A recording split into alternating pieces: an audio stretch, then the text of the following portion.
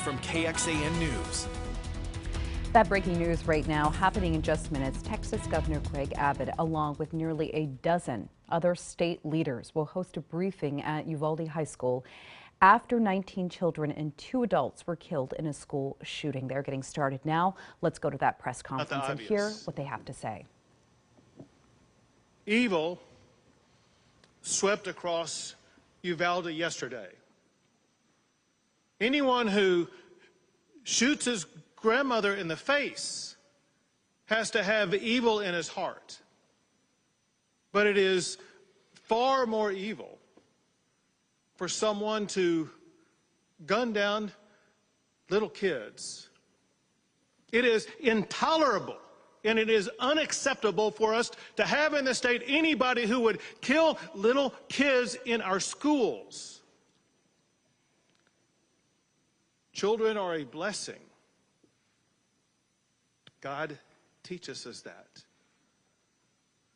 They're filled with laughter, innocence, and joy. Their love is a gift that parents get to unwrap every single day.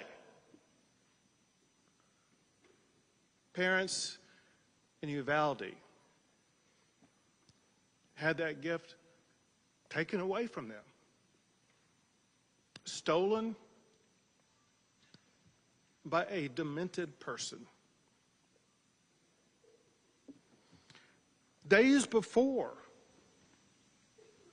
yesterday, when these children were at school, some were receiving awards for perfect attendance. These kids will never attend school again. To say the least, Uvalde has been shaken to its core. Families are broken apart. Hearts are forever shattered. All Texans are grieving with the people of Uvalde, and people are rightfully angry about what has happened. Events like this, they tear at the fabric of a community. Our job is to ensure that the community is not going to be ripped apart. All Texans must come together and support the families who have been affected by this horrific tragedy. What they need now more than ever is our love. What they need is uplifting from all of our fellow Texans and all of our fellow Americans. And let me emphasize something that I know you all know. But the reality is, as horrible as what happened, it could have been worse. The reason it was not worse is because law enforcement officials did what they do. They showed amazing courage by running toward gunfire for the singular purpose of trying to save lives. And it is a fact that because of their quick response, getting on the scene, being able to respond to the gunman and eliminate the gunman, they were able to save lives. Unfortunately, not enough. But I want to make sure that everybody knows, all of the law enforcement agencies and groups that are involved and were involved in this process. The Texas Rangers are leading the investigation, and they are supported by the Texas Department of Public Safety Highway Patrol, the Texas Department of Public Safety Criminal Investigative Division, DPS Aircraft, DPS Intelligence Counter-Terrorism Division, DPS Crime and Victim Support. They're also supported by the Texas Division of Emergency Management, the FBI, as well as multiple federal partners, including the DEA, ATF, HSI, and Border Patrol. And then, of course, the valiant local officials, the Uvalde Sheriff's Department, Uvalde Police Department, Uvalde Independent School District Police, Uvalde County Constables, Uvalde Mayor, the County Judge, Uvalde District Attorney's Office, local Public Works and surrounding police department, and the San Antonio Police and Fire Department also. Let me walk you through some of the facts of what has happened. There's been a lot of things that have been said. Some are correct, some are incorrect. Let me tell you the best information that we have at this time, understanding, very importantly, that this is an ongoing investigation, and ongoing investigations often reveal new information as those investigations progress. The first thing that happened was that the gunman shot his grandmother in the face. She then contacted police. The gunman fled, and as he was fleeing, he had an accident just outside of the elementary school, and he ran into the school. Officers with the Consolidated Independent School District, they approached the gunman and engaged with the gunman at that time. The gunman then entered a back door and went down 2 short hallways and then into a classroom on the left-hand side. The gunman entered into that classroom, and the classroom was connected internally to another classroom. Border Patrol, Consolidated ISD officers, police, sheriffs, and DPS officers converged on that classroom, and a Border Patrol officer killed the gunman. As I said, Texas Rangers are leading the investigation, joined by federal, state, and local law enforcement officials. At this time, we know that 19 children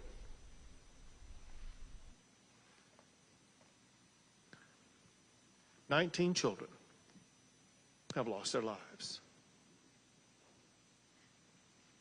2 faculty members lost their lives. In addition to that, there are 17 people who are injured, but their injuries are not life-threatening. All family members of all of these students and faculty members have been contacted and informed about the circumstances. Officials are working with parents to ensure that their parents are going to be able to see their children. Parents should contact victim services at the county fairplex. We know that there are parents still striving to make a connection. All parents are welcome and urged to contact victim services at the county fairplex. The gunman was 18 years old and reportedly a high school dropout. Reportedly, there has been no criminal history identified yet. He may have had a juvenile record, but that is yet to be determined. There was no known mental health history of the gunman. He used one weapon, which was an AR-15, using 223 rounds. There was no meaningful forewarning of this crime other than what I'm about to tell you. As of this time, the only information that was known in advance was posted by the gunman on Facebook approximately 30 minutes before reaching the school. The first post was to the point of, he said, "I'm going to shoot my grandmother." The second post was, "I shot my grandmother." The third post, maybe less than 15 minutes before arriving at the school, was, "I'm going to shoot an elementary school."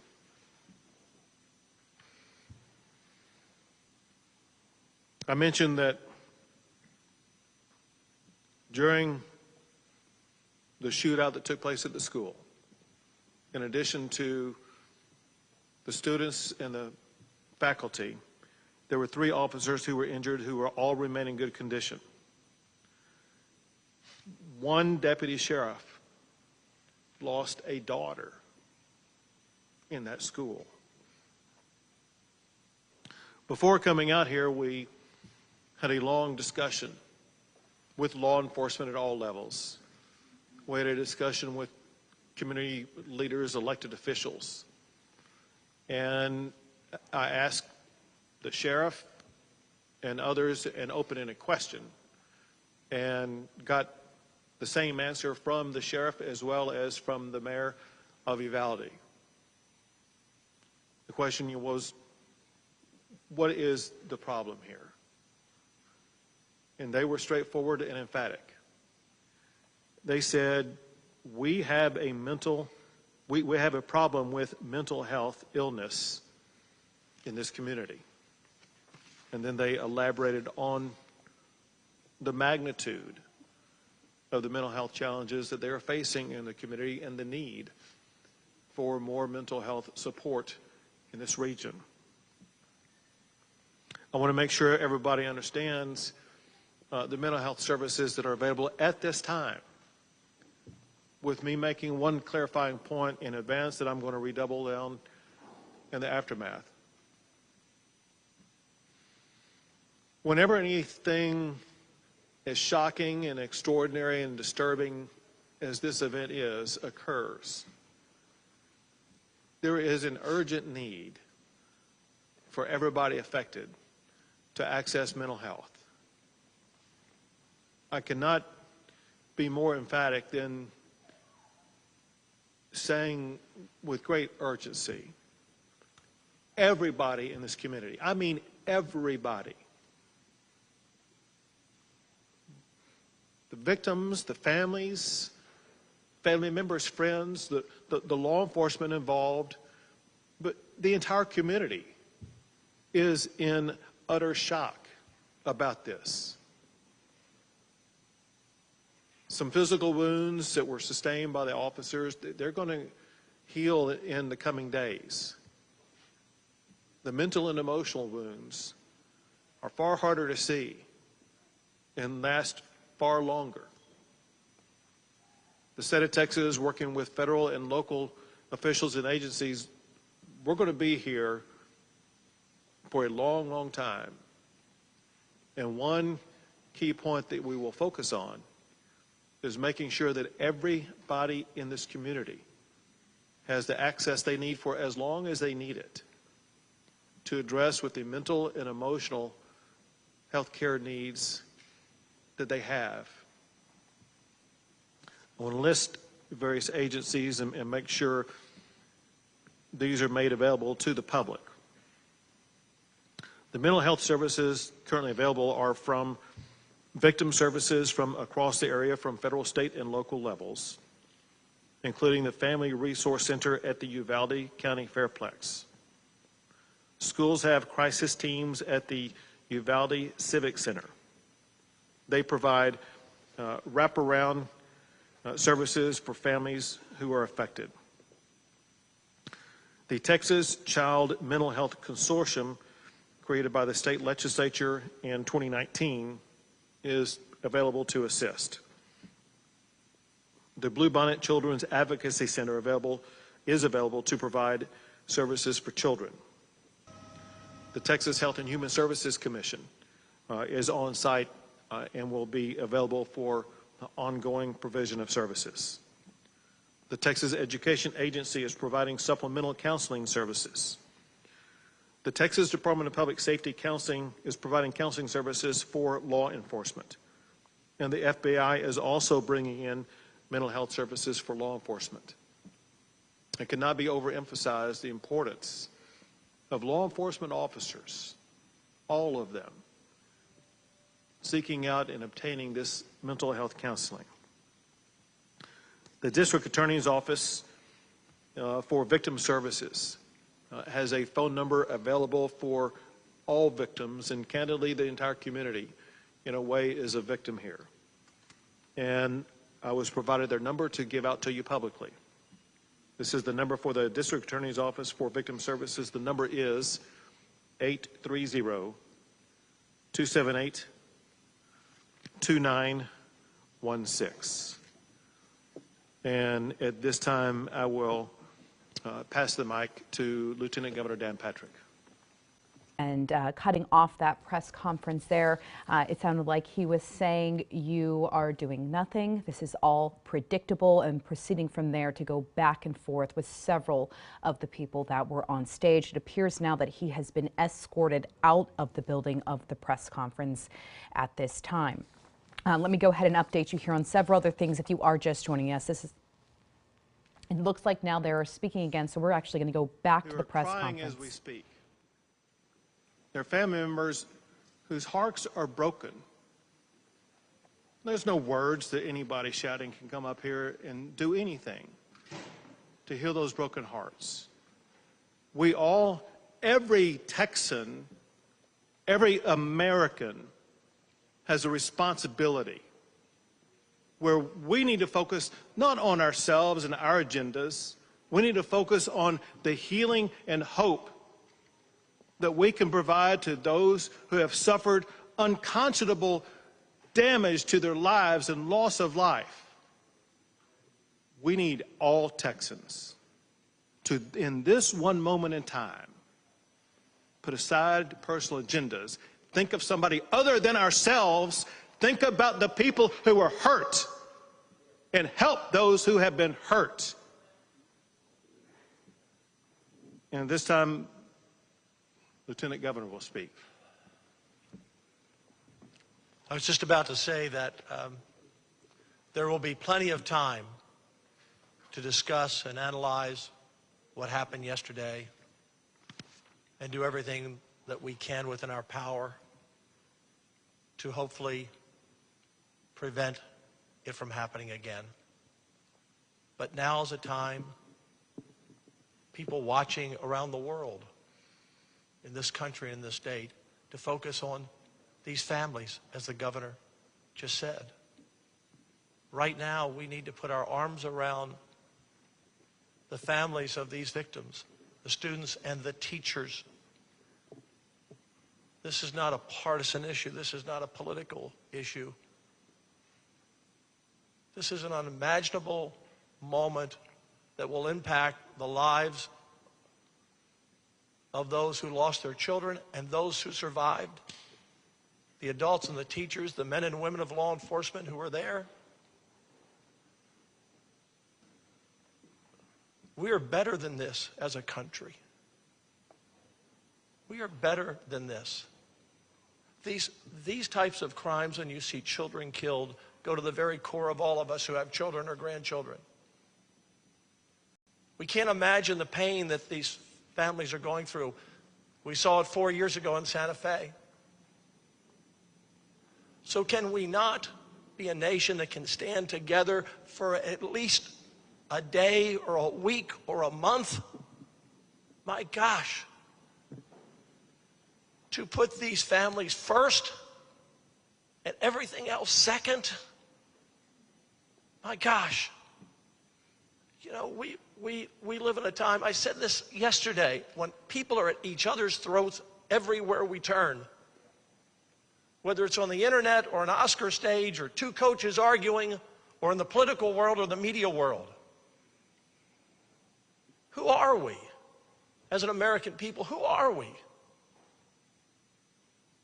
We all have to do our part. All do our part to make us a better people and a better nation. Evil will always walk among us. And in times like this, I've seen it.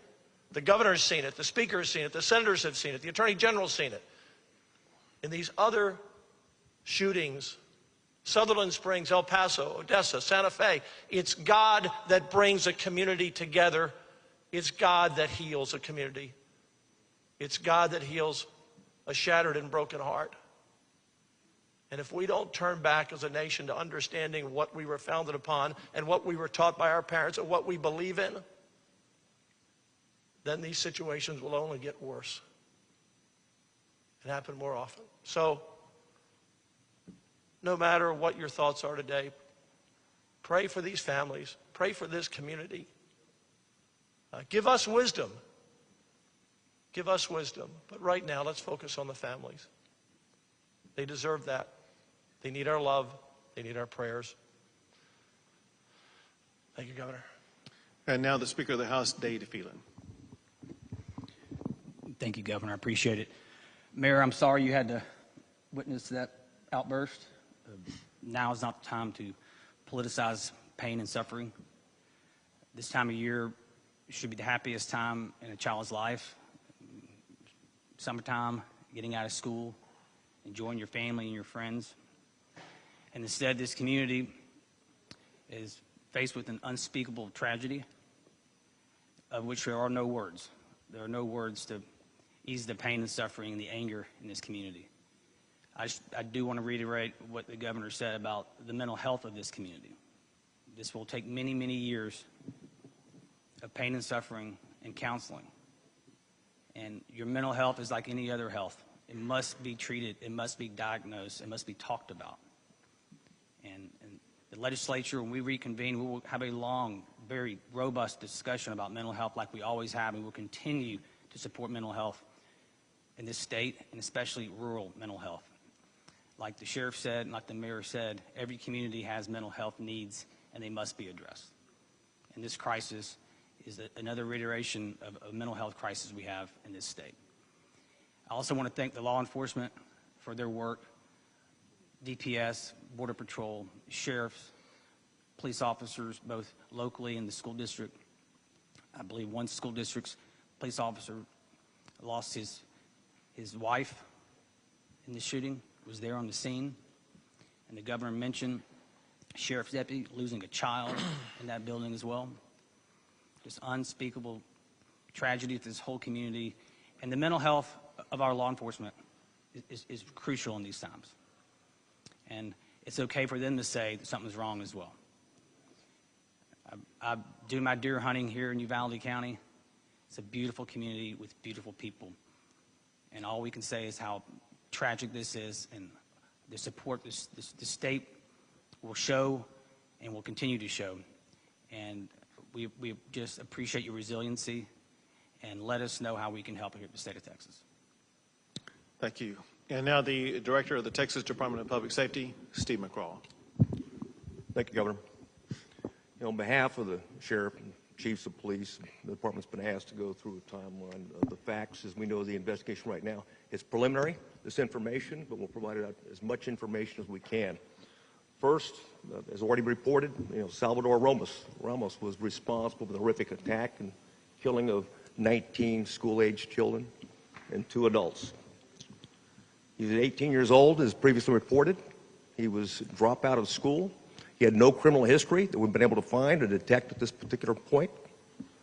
He lived with his grandmother, Celia, who is 66 years old. On March 17th, Ramos purchased a semi-automatic rifle at a local sporting goods store. On March 18th, he purchased 375 rounds of ammunition for that rifle. On March 20th, he purchased another semi-automatic rifle at that same local store. The FBI has been able to find information on his Facebook account that the governor he provided you information on. At approximately 11 o'clock, he announced, on Facebook, a message that he was going to shoot his grandmother. He shot his grandmother. He re-reported that he had shot her. And after that, he reported that he was going to a school to attack it. Now, he didn't identify the specific school. He did say elementary at that point in time. But the timeline is anywhere from 11 to 11:30. His mother reported him to the police department when she was able to run across the street to a neighbor and get help. And she was medevaced to San Antonio in critical condition at this point, but she's still alive. The subject, Ramos, at that point in time, used her vehicle, his grandmother's vehicle. He was living at their residence since March of 2022. Used her vehicle to drive approximately 2.29 miles, which is about a block and a half away from the school, Robb Elementary School. He crashed the vehicle at that point in time. He exited with a backpack. He took a rifle with him, one rifle. It was a Daniel Defense that he had previously purchased, I had mentioned. He went towards the west side of the campus, which is a back door. But as he was approaching, as the governor mentioned earlier, there was a brave Consolidated Independent School District resource officer that approached him, engaged him, and at that time, gunfire was not exchanged, but the subject was able to make it into the school, as the governor reported. He went down a hallway, turned right, then turned left, and there was two classrooms that were adjoining, and that's where the carnage began. As he was shooting, when the shooting began, we had Uvalde police officers arrive on scene, and along with the Consolidated Independent School District officers, immediately breached, because as we know in officers, every second's a life. They breached it, engaged the active shooter, and continued to keep him pinned down in that location, afterwards, until after a tactical team could be put together, comprised of Border Patrol agents on the front end, some members of their BORTAC unit, which is a SWAT team for Border Patrol. Also, there was a Zavala County deputy that got into the stack, and two Uvalde police officers. They breached the classroom door. They went in. They engaged Ramos and killed him at the scene.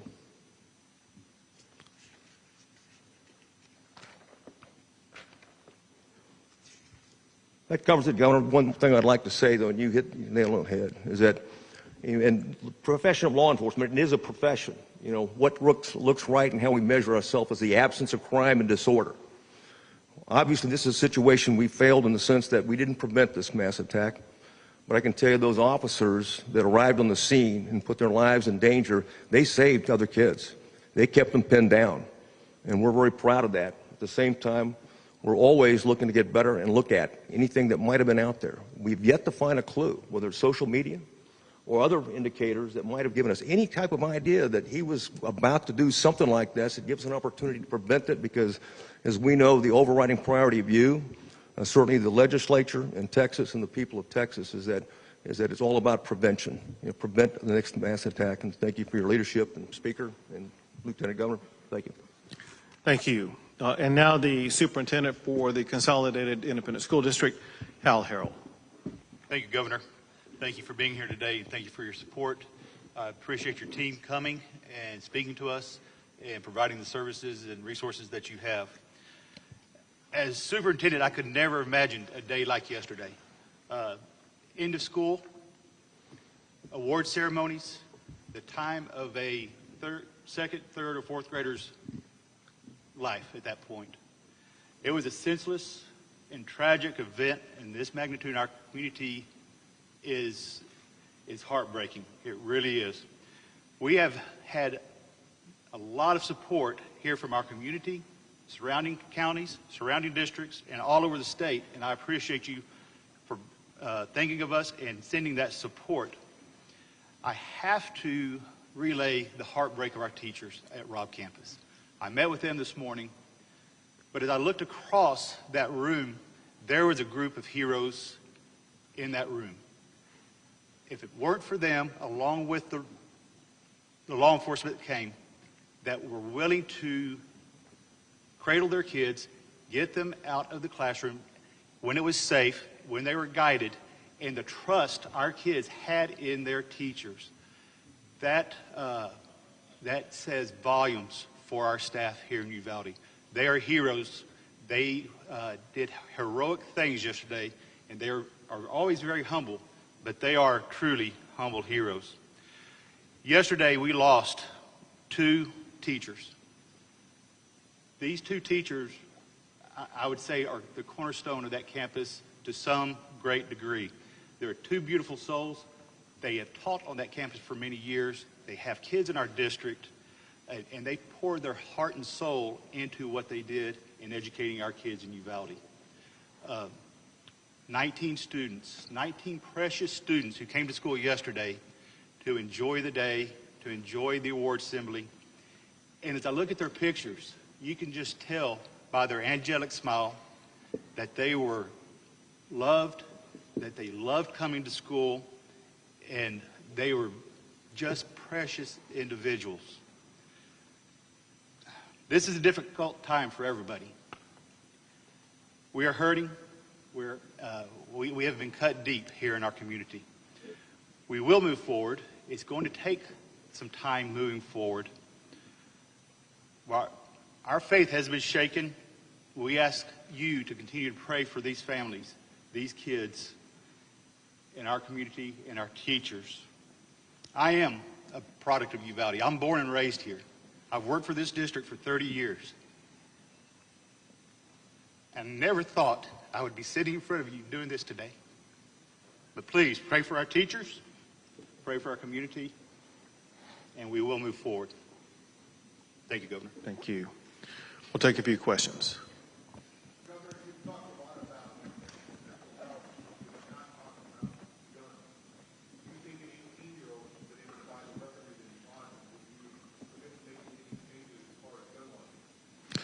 So the ability of an 18-year-old to buy a long gun has been in place in the state of Texas for more than 60 years.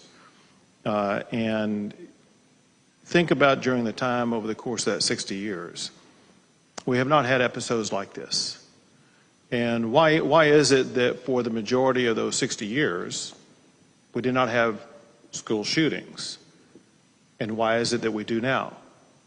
The reality is I don't know the answer to that question.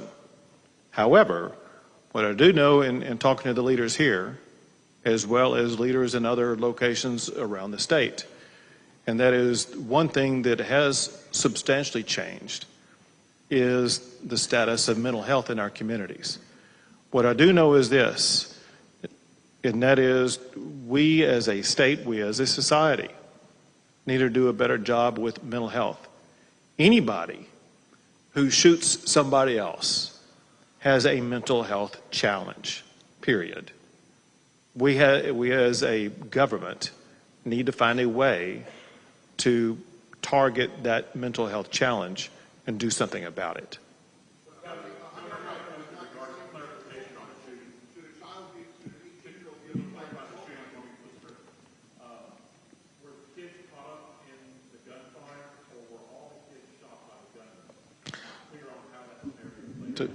Director McCraw will have the best information on that. We're in the process of doing the crime scene right now. The first one being the school, the second being the vehicle, and the third, the grandmother's residence. And I can tell you it's a detailed process, so I can't answer that. But for right now, we believe that all the children were shot and killed by Ramos.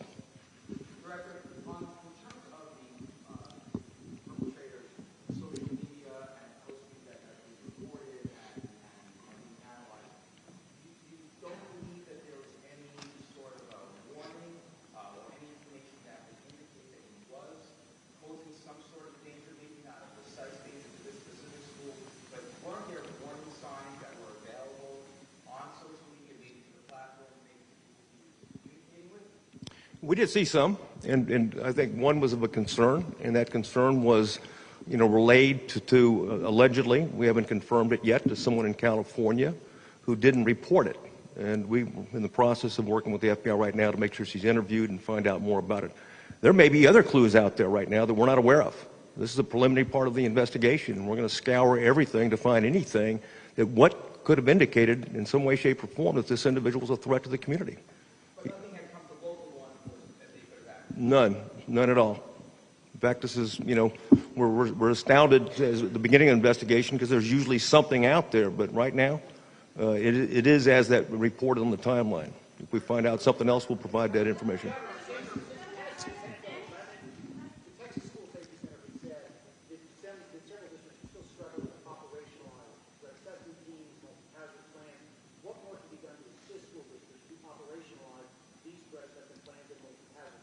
So I'm going to answer in part, but we also have the TEA Commissioner, Mike Morath, with us, who may be able to shed additional light. But here's the information that we know, and you pointed out SB 11. Listen, as you know, but others may not. People need to understand that in the aftermath of the Santa Fe shooting, I signed 17 laws to address school safety, and one of them dealt with threat assessment and preparation for threat assessment.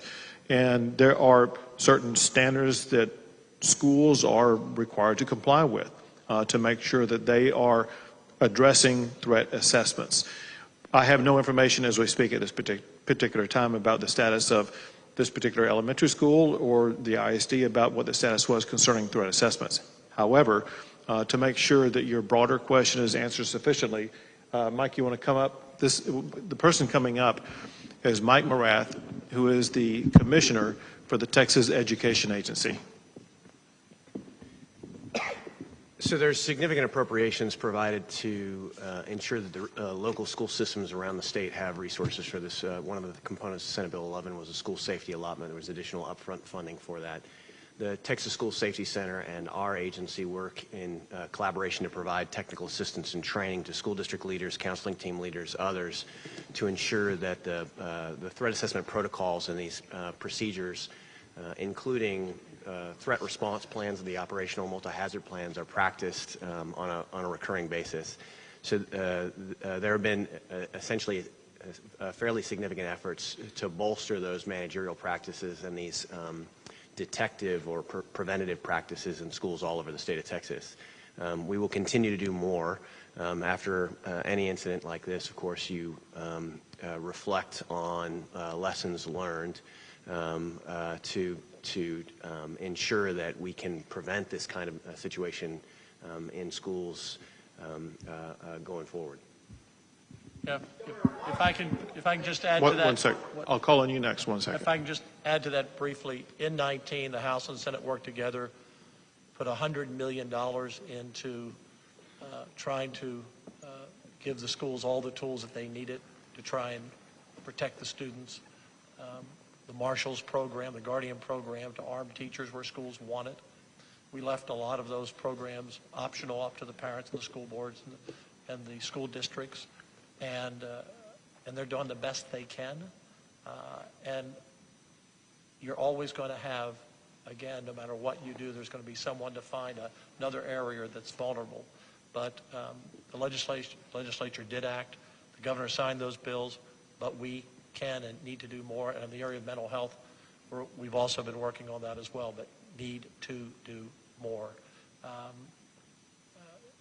We've got to, in our smaller schools where we can get down to one entrance. One entrance might be one of those solutions. If you had taken 3 more minutes to find an open door, police were there pretty quickly. But this school district has been doing a really good job in trying to protect their students, and those teachers died yesterday protecting their students. And this is a continued work for us. Go ahead. You were at a political fundraiser in Walker County. Why did you not cancel that event? And your press office has stated that you plan on canceling all future political events going forward until further notice. Does that include the NRA convention here in Houston on Friday? So first, with regard to yesterday, I was actually in Taylor County responding to a different disaster, a disaster of fires that had ripped through Taylor County and destroyed 20 homes. And that is when I learned about the shooting that was taking place pretty much at that time here. On the way back to Austin, I stopped and let people know that I could not stay, that I needed to go, and I wanted them to know what happened and get back to Austin so that I could continue my collaboration with Texas law enforcement to make sure that all the needs were being met here in the Uvalde area. As far as future plans are concerned, listen, I'm living moment to moment right now. My heart, my head, and my body are in Uvalde right now, and I'm here to help the people who are hurting.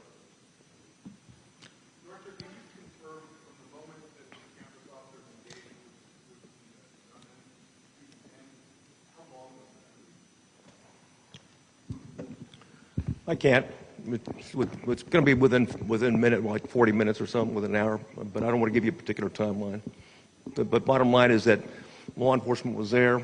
They did engage immediately. They did contain them in the classroom, and they put a tactical stack together, in a very orderly way, and of course breached and assaulted the individual.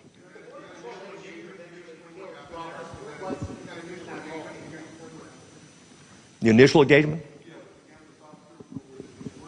No, I mean, yeah, it was just, yeah, it confronted him and wanted to find out, because he read the report, heard the accident, and was out trying to check on that particular crash when he saw it.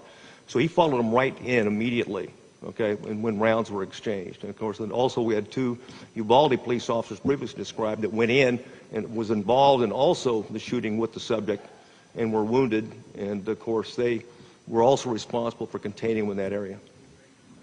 Go ahead. Yes, sir.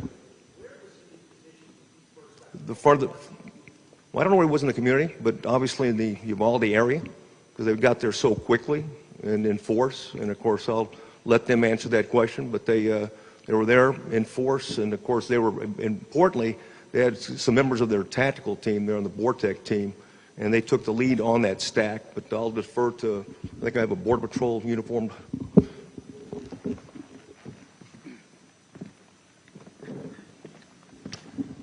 Thank you. So first off, the U.S. Border Patrol Del Rio sector has a station in Uvalde. So we have about 150 or so agents that are permanently assigned to Uvalde. We also have several agents in other stations that choose to live here in this community as well. So we had folks that came from off-duty. We had folks that came from training. We had folks that were in the field and responded. So a multitude, some 80 in total, Border Patrol agents responded. So as to where that particular individual came from, don't have that yet. The investigation will bear out, but we have a large presence permanently here in Uvalde. Did you? I'm not going to release his name just yet. Go ahead.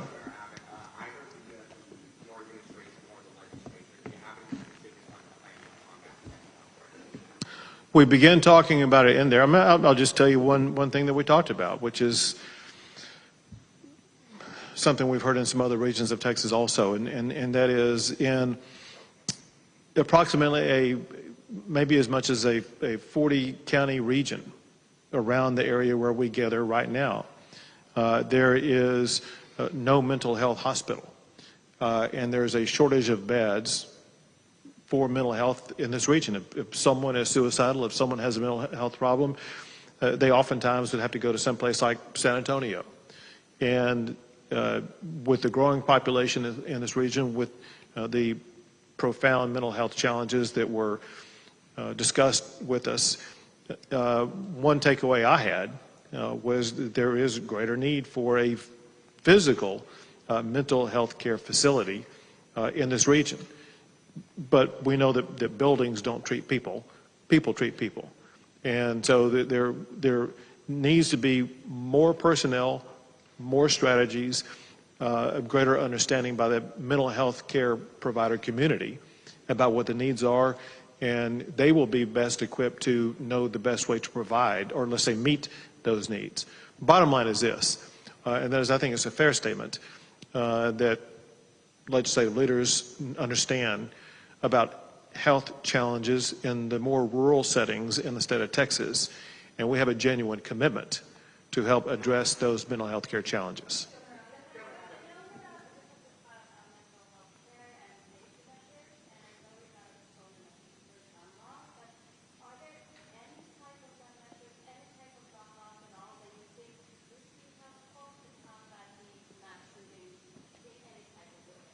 It's one of those issues that was widely discussed in the last several sessions, in particular in the 2019 session. And pretty much every issue was raised by one legislator or another about potential ways to address shootings like this. And the consensus arose around those 17 bills that I did sign, that they hardened schools, they made schools safer, they addressed mental health, and issues like that were the solutions that were agreed upon by legislators at that time. And that is going to be the similar approach that I perceive legislators will continue to focus on. We consider that what we did in 2019 to be one of the most profound legislative sessions, not just in Texas, but we've seen in any state in addressing school shootings. That said, to be clear, we all understand our work is not done. Our work must continue. And we will continue to discuss with legislators about all the potential avenues and pathways that we can take to make sure that schools will be even safer going forward.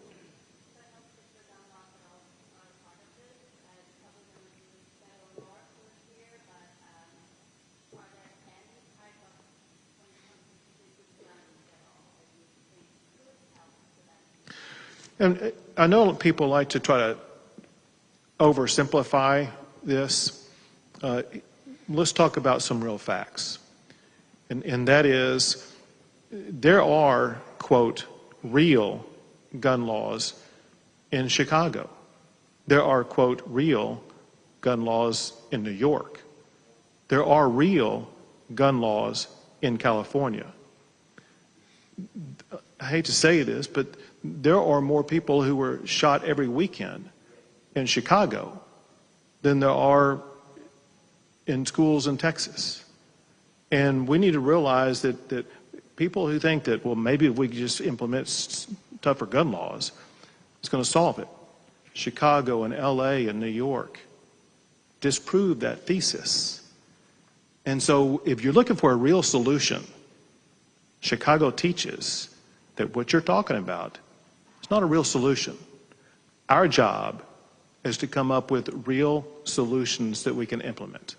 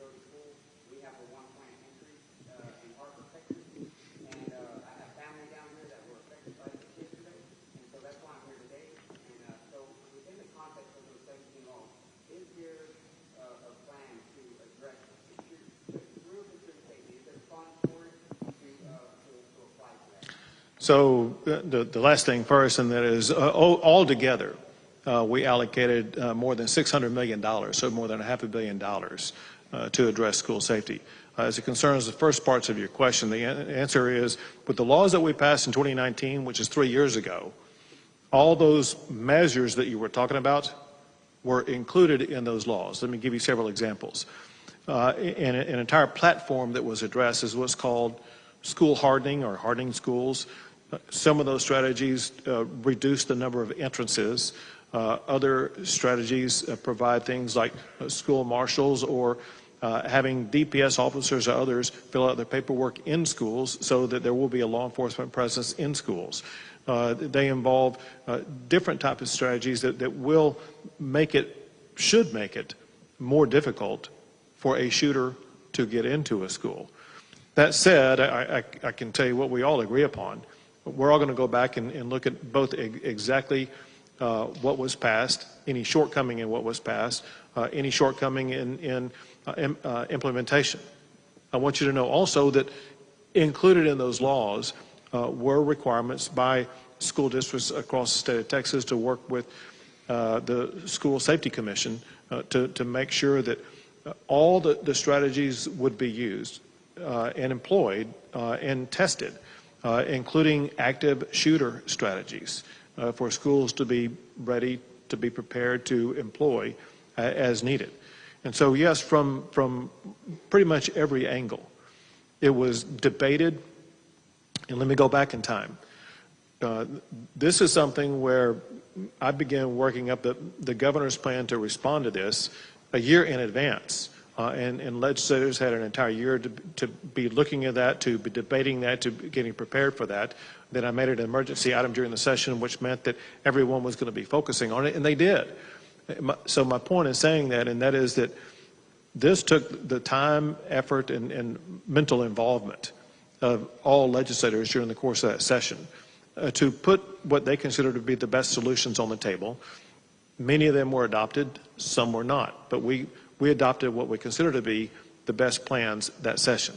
Again, we will always, and especially in this coming session, evaluate what more needs to be done in our schools to make them even safer.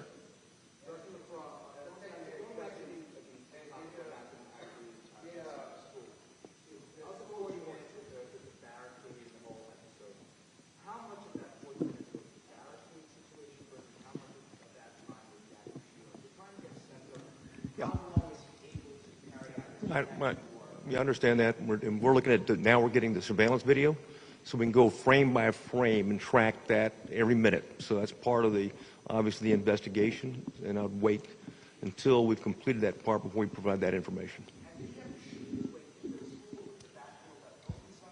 Yeah, right now, I don't want to say because I think we have an answer, but we haven't confirmed it yet. No, he was not. He was not chased. No, not at all.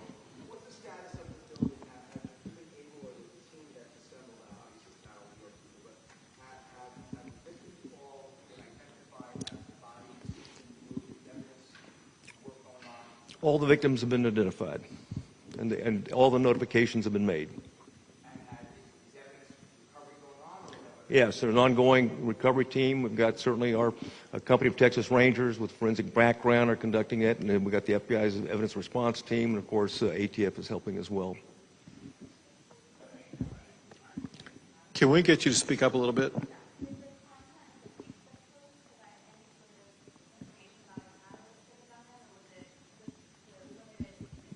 No, there's limited information. We don't see a motive or catalyst right now. We're looking for it, scouring, and we'll continue to do so. They were public, like anything else. They were out there, and he was trying to communicate. And of course, some of the information is we're going to have to continue to do interviews with people that he'd been in contact with. So we're not even close to being done yet.